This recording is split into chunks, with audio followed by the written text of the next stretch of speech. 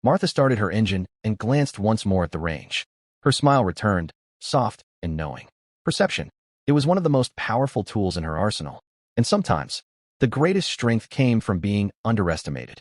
It was a lesson she had once taught to elite soldiers, now passed on to the next generation, through quiet poise and unexpected precision.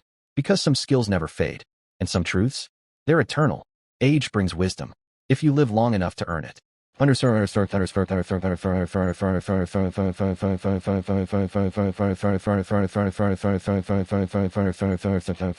Underscore, underscore. If this story hit home for you, if it made you pause, made you think, remember this. Appearances are almost never the whole story. That quiet grandmother in the coffee shop, that older man on the bus with the distant eyes, each carries a lifetime of experience you may never see, until the moment it matters most. Where are you watching from today? Drop a comment below and tell us. Have you ever misjudged someone, only to be stunned by what they were truly capable of? Make sure to subscribe for more stories that remind us why assumptions are the first thing truth sets on fire.